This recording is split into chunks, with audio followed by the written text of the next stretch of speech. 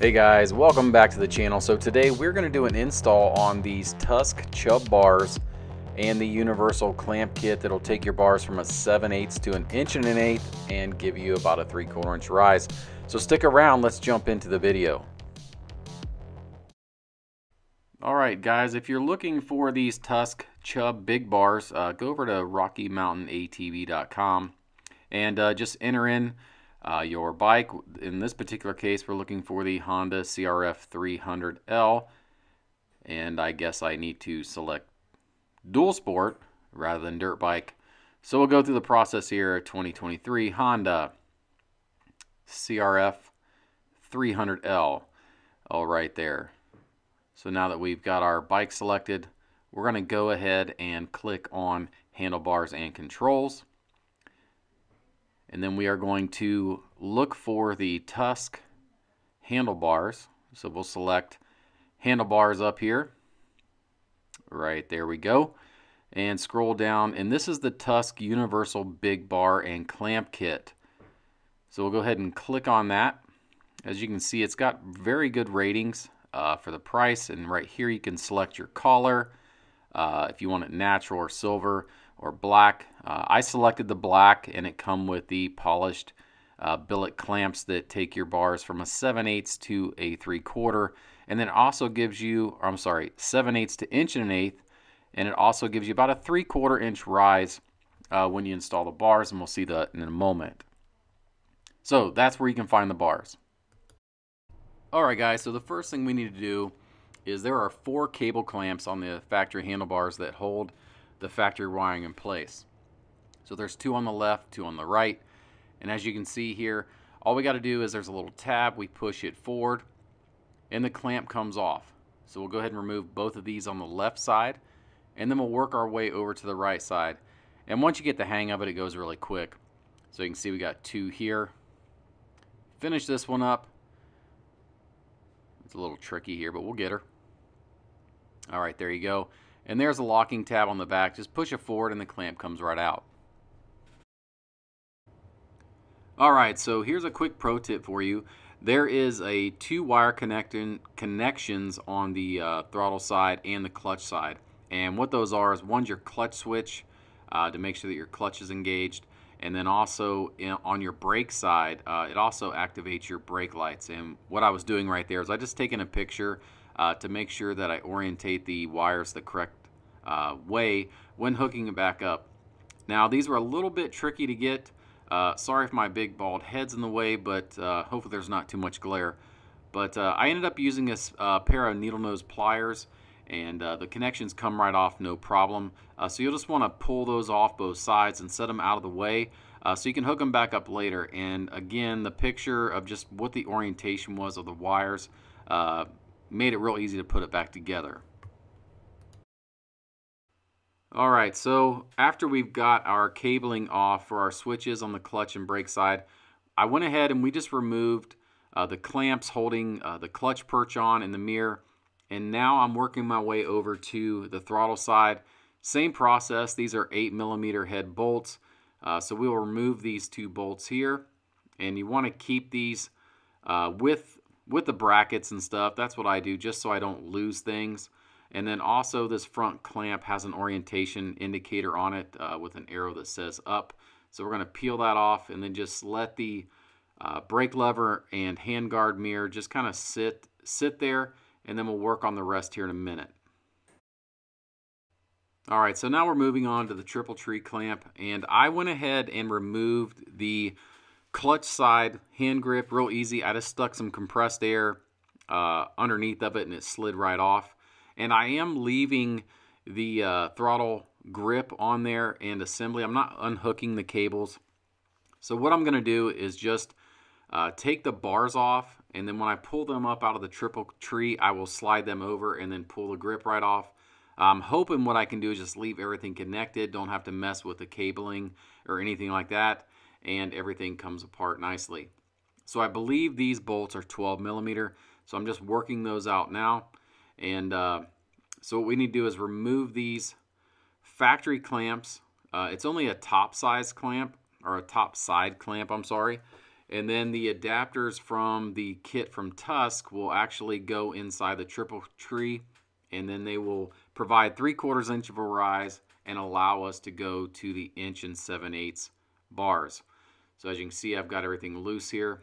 So we'll pull that off, and then I'm going to slide my throttle off the other side of the bar and set the factory bars and clamps aside. We will not be reusing that hardware. So for right now, we are good to go to start installing the adapters into the triple tree. All right, so here we're going to fit the adapters. Wasn't sure the correct orientation, but I think I got it figured out. So we're going to go ahead and snug these down, and we'll knock them off with a torque wrench later, but check your torque specs as far as what your clamps are into your triple tree. But went ahead and snug these up. And then we'll go ahead and do the other side here. So once we get these snug down, what we'll do is we'll set the bars, and then we'll kind of figure out, do we want them forward or back? And, we'll adjust that how we want them set, and then we'll go ahead and clamp them down. All right, so now we're going to kind of just mock up the bars a little bit. So this is why I left the cables and everything hooked to the throttle, because in my mind I was going to remove the factory bars and just slide them out from the triple tree just like I just did. And we're going to go ahead and just hand tighten the top clamps on.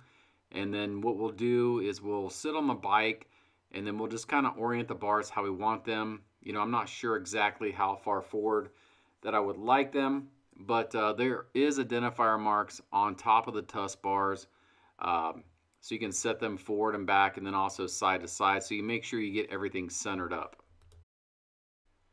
All right, so now that we got the bars pretty much hand tight, I've adjusted them side to side and front to back, and I'm happy with the alignment. So I'm going to go ahead and snug everything down tight, and then we'll work on putting the grip on, getting the throttle cable or the throttle exactly where we want it, and then we'll button up the rest of the bars. Pretty easy. So the factory bars have a drill hole here, and what it does is it catches a tab in the control. So we're going to have to drill these bars out to catch that tab so they don't rotate.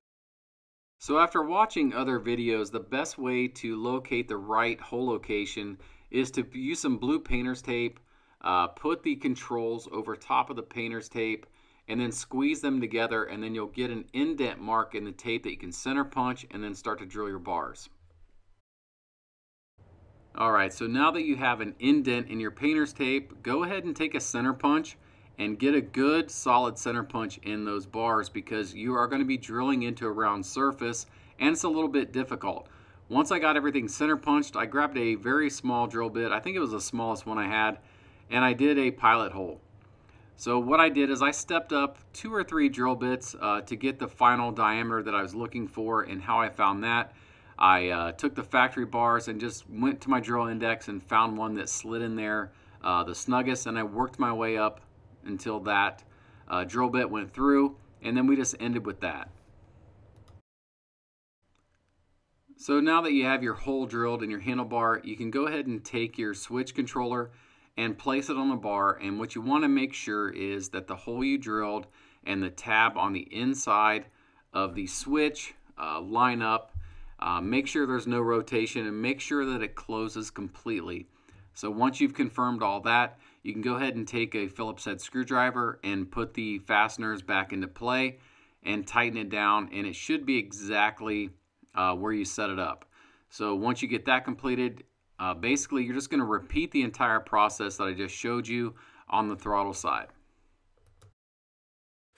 Pretty much all that's left for you guys is, if you would, like this video and consider subscribing to the channel. It really helps us out, keeps us motivated to make videos just like this. But if you don't want to do that, just go ahead and cinch up your clamps right now. Get your mirrors where you want them, get your clutch and brake perch where you want them, but go ahead and cinch everything down now. Now that you've got all of the controls buttoned up, you've got your mirror brackets, clutch perch, brake perch where you want it, now it's time to do some cable management. So we're going to take the factory clamps that come with the bike, and we're going to cinch up all the cabling all the wiring. There is 4 of these. Now, one thing to note, at the bottom of the bars, so they taper up from 1 1/8 to 7/8. So you can use the factory clamps on the top portion of the bar. I ended up using some zip ties on the lower portion of the bars, just because the factory ones wouldn't reach completely around that 1 1/8 fat bar. So just a note for you guys, but very easy. Just get all your cables cinched up so they're not rubbing anything, and you're pretty much done at this point. Okay, so my final thoughts on the bars. They look great. They feel great in the hand. Give me enough room in the cockpit where I don't feel so cramped. I really wasn't sure about the clamps being the polished aluminum like that, but it's really starting to grow on me. I like the look a lot. Of course, the Tusk and the Chub logo on there just kind of set things off, but very happy with the way it turned out. And if you guys would, again, please consider subscribing. Please share and like this video. But until next time, God bless.